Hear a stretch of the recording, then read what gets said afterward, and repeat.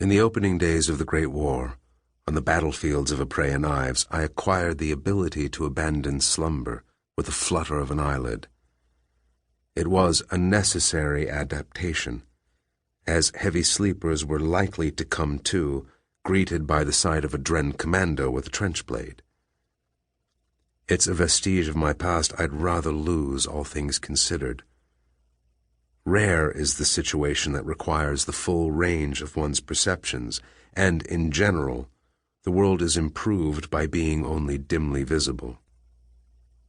Case in point, my room was the sort of place best viewed half asleep or in a drunken stupor.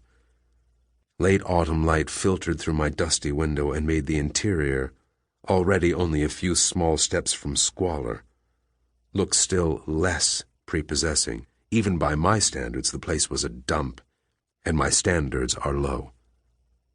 A worn dresser and a chipped table set were the only furnishings that accompanied the bed, and a veneer of grime covered the floor and walls. I passed water in the bedpan and threw the waste into the alley below. Lowtown was in full stream, the streets echoing with the screech of fish hags advertising the day's catch to porters carrying crates north into the old city. At the market a few blocks east, merchants sold underweight goods to middlemen for clipped copper, while down Light Street gutter snipes kept drawn dagger eyes out for an unwary vendor or a blue blood too far from home.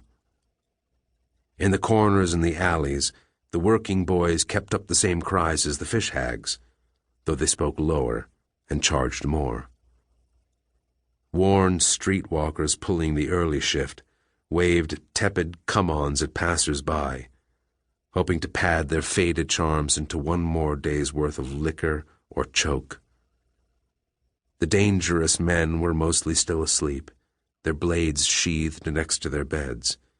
The really dangerous men had been up for hours, and their quills and ledgers were getting hard use. I grabbed a hand mirror off the floor and held it at arm's length. Under the best of circumstances, perfumed and manicured, I am an ugly man. A lumpen nose dripped below overlarge eyes, a mouth like a knife wound set off center. Enhancing my natural charms are an accumulation of scars that would shame a masochist, an off-color line running up my cheek from where an artillery shard had come a few inches from laying me out, the torn flesh of my left ear testifying to a street brawl where I'd taken second place. A vial of pixie's breath winked good morning from the worn wood of my table. I uncorked it and took a whiff. Cloyingly sweet vapors filled my nostrils, followed closely by a familiar buzzing in my ears. I shook the bottle. Half empty, it had gone quick. Pulling on my shirt and boots, I grabbed my satchel from beneath the bed and walked downstairs to greet the late morn. The staggering Earl was quiet this time of day, and the main room was dominated by the mammoth figure behind the bar, Adolphus the Grand, co-owner and publican. Despite his height, he was a full head taller than my own 6 feet. His cask-like torso was so wide as to give the impression of corpulence, though a closer examination would reveal the balance of his bulk as muscle. Adolphus had been an ugly man before a Dren bolt claimed his left eye, but the black cloth he wore across the socket and the scar that tore down his pockmarked cheek hadn't improved things. Between that and his slow stare, he seemed a thug and a dullard, and though he was neither of those things, this impression tended to keep folks civil in his presence. He was cleaning the bar and pontificating on the injustices of the day to one of our more sober patrons. It was a popular pastime. I sidled over and took the cleanest seat.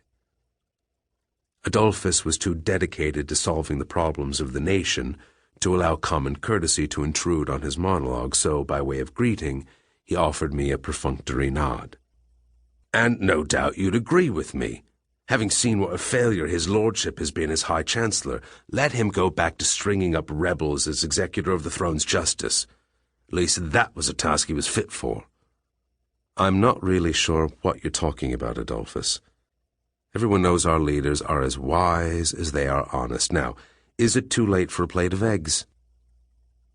He turned his head toward the kitchen and growled, "Woman! Eggs!" Aside completed, he circled back on his captive drunk. 5 years I gave the crown. 5 years, and my eye.